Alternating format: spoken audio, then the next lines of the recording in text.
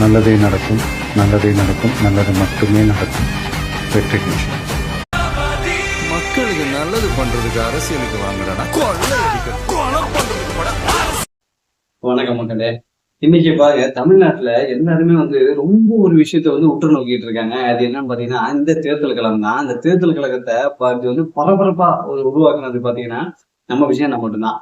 விஜய்னு ஒரு ஒரு நபர் உள்ள வரல அப்படின்னாக்கா, என்னமா நடந்துட்டு போகுது, நமக்கு என்ன வந்தது, ஏமா இருந்தா 1000 ரூபாய் கொடுத்தா ஓட்டை போட்டு போவோமா அப்படின்னு இருந்திருப்போம். ஆனா இன்னைக்கு தேர்தல் ஓட்டு முடிஞ்சாலுமே எப்பா எண்ணுவாங்க அப்படின்னு சொல்லிட்டு இந்த 10வது பசங்க 12வது பசங்க ரிசல்ட்டை எதிர்பார்த்துக்கிட்டு இருக்க மாதிரி நாளுக்கு நாள் நாளை எண்ணிக்கிட்டு இருக்காங்க. ஆனா இப்ப இன்னைக்கு வருமா, நாளைக்கு வருமா, 4ஆம் தேதி எப்படா வரும் அப்படின்னு சொல்லிட்டு பரபரப்பா இருக்கு. இதுல நம்ம தமிழ்நாட்டு மக்கள் ஒரு அரசியலுக்குள்ள அரசியல் பேச ஆரம்பிச்சிட்டாங்க.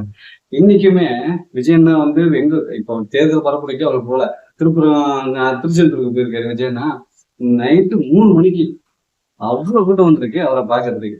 எங்க போனோம் விஜயண்ணா விஜயண்ணா அப்படின்னு சொல்லிட்டு அவரோட ஆறாதான் அவரோட ஆறா பாத்தீங்கன்னா 100% மக்கள் மத்தியில பயங்கரமா வேலை பார்க்குது. அது எந்த தலைவர்களுக்கும் இந்த மாதிரி கிடையாது. எந்த ஒரு முக்கிய புள்ளிகோ எதுவுமே யாருக்குமே இந்த மாதிரி ஒரு கூட்டம் வந்தது கிடையாது, எதிர்பார்ப்பு கிடையாது. ஆனா விஜய்னு ஒருத்தர் வீட்டை விட்டு வெளியே வந்தா போதும், இந்த செந்தில் பாலாஜி கதை நம்ம நடுவுல கதவு போய் லைவ் வைக்கிறீங்க, அவர் வெளியே வரும்போது லைவ் வைக்கிறீங்க, பின்னாடியே லைவ் கொண்டு போறீங்க, அவர் ஏர்போர்ட்ல இருந்து வெளியே வந்தா லைவ் வைக்கிறீங்க. ஏங்க ஏதோ இந்த முதல்வருக்கு என்ன வச்சீங்கன்னாலும் பரவாயில்ல, ஆனா அவருக்கு போய் என்ன வைக்கிறீங்களா அப்படின்னு கதை அளவுக்கு அவரோட ஆறா வேலை செய்யுது. ஏன்னா அவரை பாக்குறது நேர்ல போய் பாக்குறது மட்டும் கிடையாது, போன்ல டிவில லைவ்ல பார்க்கணும் அப்படின்னு சொல்லிட்டு ஏராளமான மக்கள் அப்படி இருக்காங்க. ஒரு கடவுளுக்கு நிகரான ஒரு ஆறா விஜய் அவர்களுக்கு செயல்படுது. இது எல்லாருக்கும் நிகழ்ந்துருமான்னு கேட்டாக்கா எல்லாருக்கும் அதுமே அமையாது. விஜய் அது கடவுளாக கொடுத்த ஒரு வரம். அது நல்ல மனசும் நல்ல எண்ணமும் இந்த மக்களுக்கு ஏதோ ஒன்று செய்யணும் அப்படின்னு தன்னை பற்றி யோசிக்காம சுயநலமா யோசிக்காம மக்கள் மேல பற்று வச்சிருக்கிற ஒரு தலைவருக்கு தான் வரும். அது விஜய் நாக்கு தான் வந்திருக்கு. நீங்களே பாருங்க, இப்போ நடுவுல தேர் ஊர்வலம் போகுது, ஏதோ ஒன்று சாமியை பார்த்து வண்டி நிப்பாட்டு சாமியை பார்த்துட்டு நம்மளோட குறைகளை சொல்லிட்டு கண் கலங்கிட்டு போவோம். அந்த மாதிரி விஜய் அவர்களை பார்த்தாங்க, இவர் ஆட்சிக்கு வந்துட மாட்டாரா அப்படின்னு சொல்லி நமக்கு எங்க இருக்கிற குறையெல்லாம் தீர்த்திட மாட்டாரான்னு சொல்லிட்டு பார்த்துட்டு அழுகுறாங்க, எங்க அண்ணன் அப்படின்னு. இது கடவுளுக்கும் இவருக்கும் அதான் மனித உரிமையில் கடவுள் அப்படின்னு. அந்த மாதிரி எங்க விஜய் மனித உரிமையில் ஒரு கடவுள். யாருக்கு நடக்குது? அந்த காலத்துல எம்ஜிஆருக்கு நடந்ததுங்க, அதுக்கப்புறம் யாருக்கு நடந்துச்சு? விஜயகாந்த் ஐயாவுக்கு நடந்துச்சு. ஆனா அதை விட ட்ரிபிள் மடங்கு தான் இங்க வருது. எம்ஜிஆரை விடவே டபுள் மடங்கு தானே சொல்றாங்க. அதெல்லாம் கொடுத்து வைக்கணும் சரிங்களா, மக்கள் மேல அன்பு வைக்கணும், பாசம் வைக்கணும். அது தூய்மையானதா இருக்குது. அது நம்ம விஜய் மட்டும் தான் செய்யறாரு. அதனாலதான் மக்கள் அலையலையா ஓடுறாங்க அதனால பாக்குறது. இது நமக்கு அமைய மாட்டேதுன்னு சொல்லிட்டுதான் சில நாய்கள் கருகி தீஞ்சு போறானுங்க. நம்ம தமிழர் கட்சின்றது ஒண்ணு காணாமே போயிடுச்சு. இப்ப ரிசல்ட் சொல்றாங்க, எங்க போச்சு? காணமாடா நீங்க. எங்க அண்ணன் தெய்வம் மாதிரி திருச்செந்தூர் போன முருகர் கை அந்த வேலை வாங்கின அந்த முருகரே இறங்கி வந்த மாதிரி இருந்தது. அந்த மாதிரிதான் இருந்துச்சு. இந்த அப்படி செயல்படுது. இப்படி காலையில 3 மணிக்கு நைட்டு 2 மணிக்கு போனாலும் 3 மணிக்கு போனாலும் கூட்டம் வருது எப்படா அப்படின்ற அளவுக்கு. நைட் லைன்ல போலாம்னு சொல்லிட்டு நைட் டைம்ல இருக்காரு, அப்பயும் கூட்டம் தாங்க கூட்டம். இதுதான் எங்க விஜய். இது இல்லாம இப்ப அரசியல் கிழமை ஆட்டங்காண்டு வேற போயிருக்கு. என்னன்னா தொங்கு சட்டப்பேரவை தான் வரும். விஜய் அவர்கள் யாரும் ஒரு கூட்டணி வைக்கிறாங்களோ அவங்கதான் ஆட்சி அமைக்க முடியும் அப்படின்ற அளவுக்கு போவோம் அப்படின்னு எல்லாருக்கும் பயமா இருந்துச்சு. ஏன்னா அது இந்த மாதிரி நம்ம நேற்று வந்த கட்சி, 2 வருஷத்து கட்சி, நடிகர் கட்சி, அவருக்கு என்ன தெரியும் அப்படி இப்படின்னு எவ்வளவு விமர்சனம் வச்சோம். ஆனா மக்கள் அவர் மேல அவ்வளவு நம்பிக்கை வச்சு ஓட்ட போட்டிருக்காங்க இல்லையா அப்படின்ற ஒரு கணக்குல அப்படியே நட்டிஞ்சு போய் உட்காந்துருக்காங்க. நாம் தமிழர் கட்சின்றது லிஸ்ட்டுக்கே சேர்க்கல. இதுதான் பெரிய விஷயம். அவன் எப்படியும் வார்டு மெம்பர் வார்டு உறுப்பினராகவும் இது பண்ண முடியுமாடா? ஃபர்ஸ்ட் அந்த இதுல நீங்க ஜெயிக்கிறா, அதுக்கப்புறமா இந்த காலத்துல போட்டுடுங்களா? அதனால இப்போ என்னன்னா ஒரு 30 தொகுதி ஜெயிச்சிட்டாலே, இப்போ ஒரு எடப்பாடியார் ஒரு 90 இதுல ஜெயிக்கிறாரு அப்படின்னாக்கா 118 மெஜாரிட்டியா இருக்கணும். அப்பதான் ஆட்சி அமைக்க முடியும் போது இவர் போய் கூட்டணி வச்சாதான் அவர் என்ன சொன்னாலும் அதை கேட்டுதான் ஆகணும். ஏற்கனவே ஆட்சி அதிகாரத்துல பங்கு அப்படின்னு சொல்லியிருக்காரு. குறைஞ்சபட்சம் 2 வருஷம் 3 வருஷம் எனக்கு இந்த மாதிரி முதலமைச்சர் பதவி வேணும் அப்படின்னு கேட்டு கூட போவாங்க. எப்படி வேணாலும் ஆட்சி மாறலாம், என்ன வேணாலும் நடக்கலாம் அப்படின்ற ஒரு பயத்துல இருக்காங்க எல்லாருமே. இப்போ டிஎம்கேக்கு அந்த இதெல்லாம் தடுக்கணும். நம்ம நினைச்சு நம்ம மண்டை சூடாகிட்டு போயிருக்கு.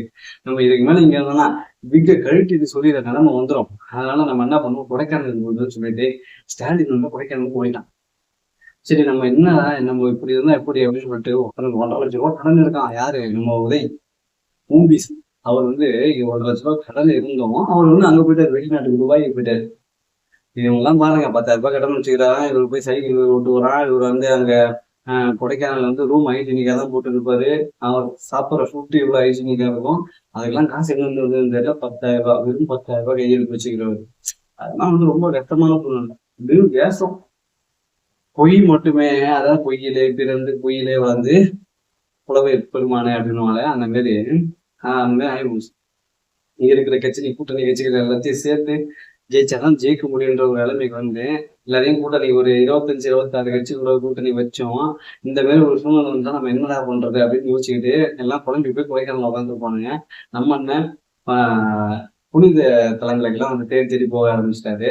என்னன்னா அவருக்கு நம்பிக்கை, அவர் தான் சொல்லிட்டாரு 100% நம்ம வெல்வோம்னு உறுதியா இருக்கும். அதுல வந்து நீங்க ஜெயிச்ச உடனே வேற எங்கேயும் போகாதீங்க, உங்களுக்காக நான் பணிகளை காத்திருப்பேன், என்னை தேடி வாருங்கள் அப்படின்னு சொல்லியிருக்காரு. இவனுக்கு பயம் தான். நாம் தமிழர் கட்சியில பாருங்க, இவன் சாட்டை தெரியவங்களுக்கு வெளியூருக்கு சுற்றுலா. இவங்க எல்லாம் எங்க இந்த பணம் வந்ததுன்னு பாத்தீங்கன்னா திருநெல்வேலி. இவங்களுக்கு தேடி போய் ஊட்டியில இருக்கிற காசெல்லாம் ஊட்டியில தமிழ் தேசியம்னு சொல்லிட்டு அதை வச்சு பிச்சை எடுக்கிறாங்க. தமிழ் தேசியத்துக்காக என்ன பண்ணிருக்காங்க, ஒரே ஒரு விஷயம் தான் பண்ணிருக்காங்க. அந்த முத்துக்குமார் அவரை வந்து கொண்டுட்டு அவங்க பொண்டாட்டியை சூறையாடிட்டு வந்து கட்சி நீ வச்சுக்க, இதை நான் வச்சுக்கிறேன்னு சொல்லிட்டு இந்த வேலை பண்றது மட்டும்தான் இவனுங்க வேலை. நான் வந்து ஒருங்கிணைப்பாளர் இதுல போயிடுறேன், நீங்க வந்து இதை வச்சுக்க அப்படின்னு சொல்லி சாட்டைகிட்ட ஒப்படைச்சிட்டு இந்த வேலையை பார்த்துட்டு உட்காந்துருக்கானு.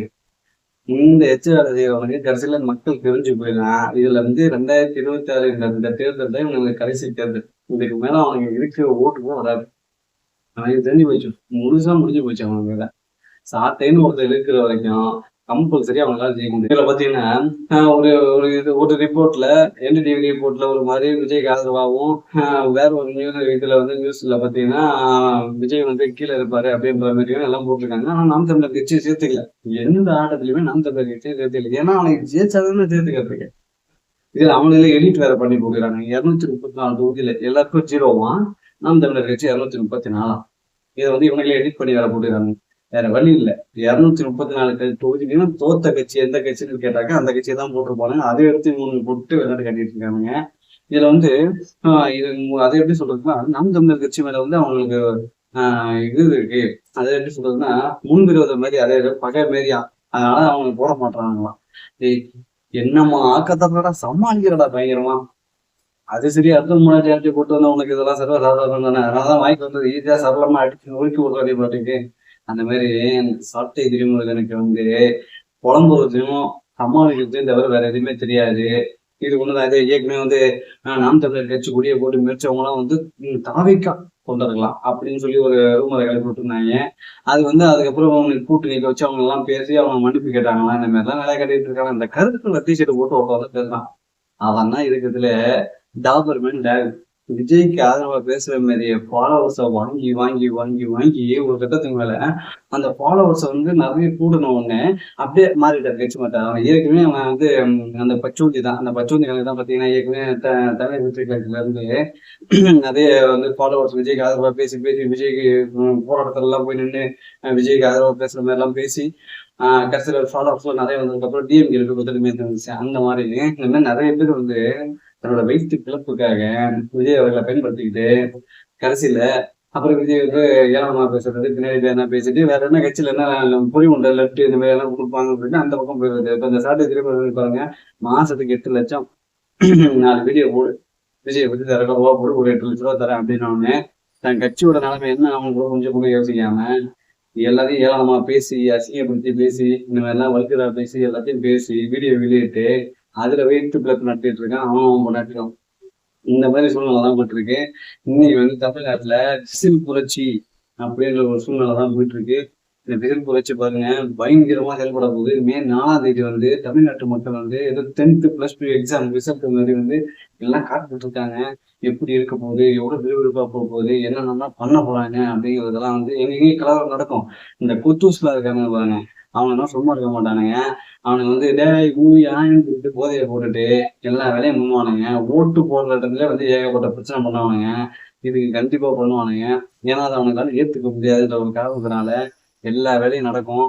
ஆனா யாரும் வந்து வெளியே அந்த நேரத்துல போகாம உஷாரா இருந்து இது பண்ணிக்கோங்க. ஏன்னா அவங்களுக்கு வந்து அடிதடி அராஜகம் வன்முறை இது மட்டும்தான் அவங்களுக்கு தெரியும். வேட்பாளர்கள் வீடுகளை தாக்கலாம், இல்ல அதுல நிர்வாகிகள் இருப்பாங்க, தமிழக வெற்றி கழகத்துல இருக்கிற நிர்வாகிகள் வீடுகளை தாக்கலாம், இதுல என்ன வேணாலும் நடக்கும். ஆனா எல்லாரும் வந்து உஷாரா இருங்க. ஏன்னா அவங்களுக்கு தெரிஞ்ச விஷயத்தான் அவங்க பண்ணுவாங்க. ஏன்னா மக்கள் இவ்வளவு நாளா ஏமாத்தி வச்சிருந்தோம், இன்னைக்கு ஒருத்தர் வந்து விழிப்புடைய செய்துட்டானே அப்படின்ற ஒரு காரணத்துக்காக இதெல்லாம் கண்டிப்பா நடக்கும். அதனால தயவுசெய்து உஷாரா இருங்க. மே 4ஆம் தேதின்றது வெற்றி நம்மளுதான், நம்ம பக்கம் தான். அதனால தைரியமா இருங்க, வெற்றி போயிடுச்சு.